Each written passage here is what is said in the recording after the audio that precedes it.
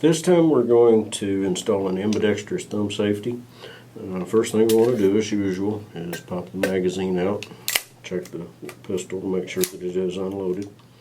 First thing we'll do is pop out the thumb safety, grip safety, hammer down.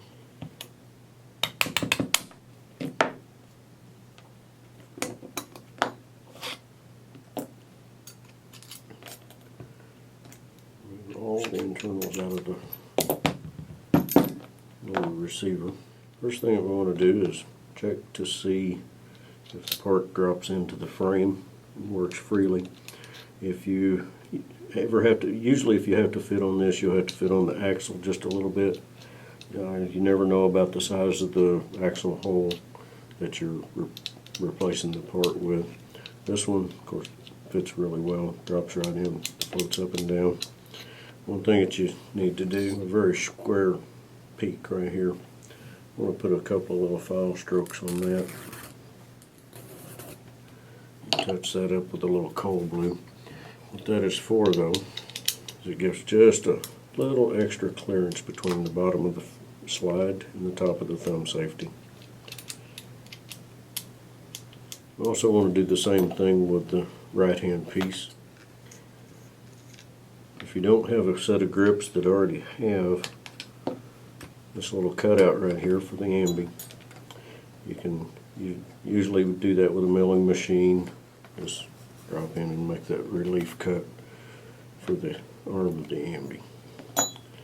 We'll drop this in and see. Clean that up just a little bit. A little bit of a seam right there, so we'll get rid of that. At this point, we want to play with the Ambi just a little bit and see how hard its little tongue and groove goes together. Be sure to keep that nice and level.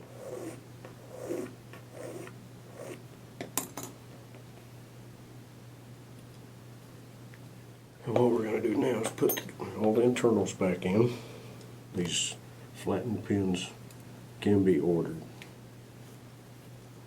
They're flush with the frame. What it does is let your Ambi sit right up against the frame and not rub on the pin tops. Hammer back, take the left side in as far as it'll go.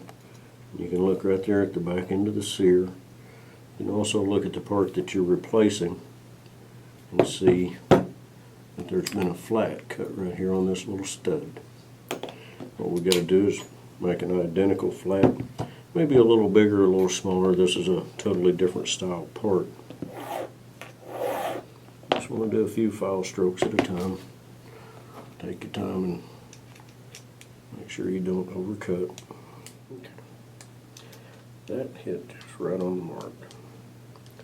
We'll be able to pull the trigger and not get any sear movement at all. The thumb safety in the on position, your sear doesn't move at all.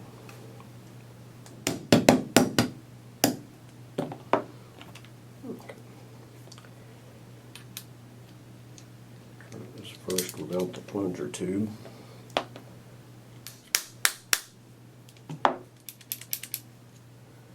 Make sure that it doesn't bind.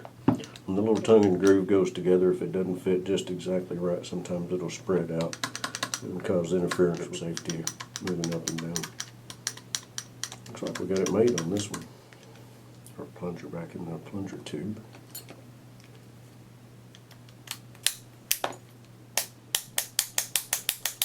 One thing on this particular safety, on occasion you will have to adjust where the detent is on the face. This one snaps up and down really well, but it's a little bit tough on the outside. So we'll pop that out and look and see where we're at. Definitely see the shining line from the up and down. So what we need to do is take a Dremel and knock just a little bit of that sharp edge off and teardrop it just a smidge.